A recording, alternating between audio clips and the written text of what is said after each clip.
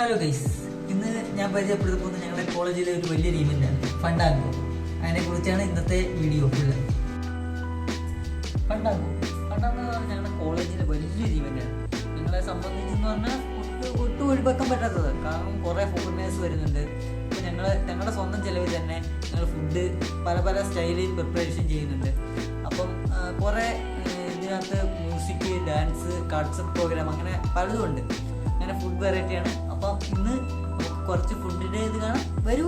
തഹത് അൽ Khmer guys, ഇവർ മെയിനായിട്ട് നോക്കുന്നത് ഇതിൻ്റെ അറേബ്യൻ കുസീനാണ്. അതിനകത്ത് മെയിനായിട്ട് നോക്കുന്നത് 4 ഡിഷസാണ്. ഒരു ചിക്കൻ കബാബ് വരും, ബീഫ് കബാബ് വരും, പിന്നെ അൽഫാം വരും, പിന്നെ ഷവർമ വരും.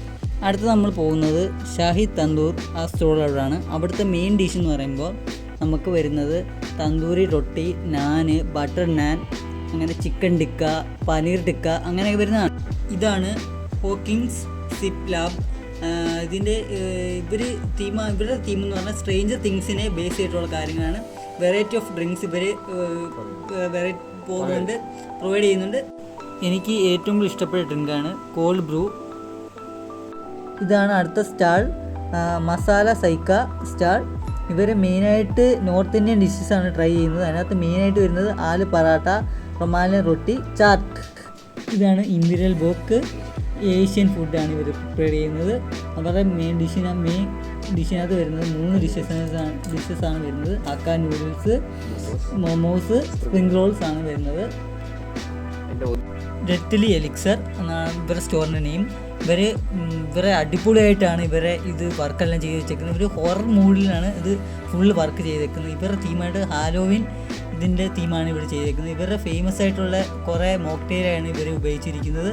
അതിൻ്റെ കുറച്ച് പേര് എനിക്കറിയാം. അതിൻ്റെ ഫസ്റ്റ് പേര് എന്ന് പറയുമ്പം green venom, double kiss, blood melon, blue abyss. ഇതാണ് അടുത്ത സ്റ്റോൾ, ചെന്നൈ എക്സ്പ്രസ്.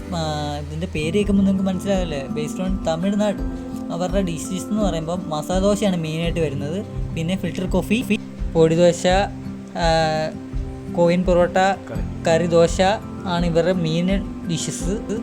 ഇതൊരു കോണ്ടി ഫുഡ് സ്റ്റാളാണ്. ഇവരെ പേരിട്ടേക്കുന്നത് ലാറ്റിറ്റ്യൂഡ് 45 ആണ്.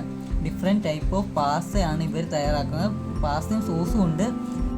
അവർ 2 പാസ്തകളാണ് ഇവിടെ തയ്യാറാക്കുന്നത്. ഒന്ന് പെന്നെ, മറ്റൊന്ന് ഫാർഫലെ. സോസ് വരുമ്പോൾ white sauce, red sauce, green sauce, ഈ 3 സോസാണ് അവർ പാസ്ത ഉണ്ടാക്കാൻ വേണ്ടി ഉപയോഗിക്കുന്നത്. മീൻ പുരാണം പേര് പോലെ തന്നെ കൂടുതൽ മീൻ ഐറ്റംസ് ആണ്. അതിനകത്ത് ഫിഷ് മോളി, അയില പൊള്ളിച്ചത്, കൂന്തൽ തോരൻ, അപ്പം, പുട്ട്. കാസ ദെ ബിരിയാണി സ്റ്റാൾ. വെറൈറ്റീസ് ഓഫ് ബിരിയാണിയാണ് ഇവർ സർവ് ചെയ്യുന്നത്. ദണ്ഡിഗൽ ബിരിയാണി, തലശ്ശേരി ബിരിയാണി, കപ്പ ബിരിയാണി, അതുപോലെ മറ്റുള്ള ബിരിയാണി പേര് നമുക്കിവിടെ കാണാം.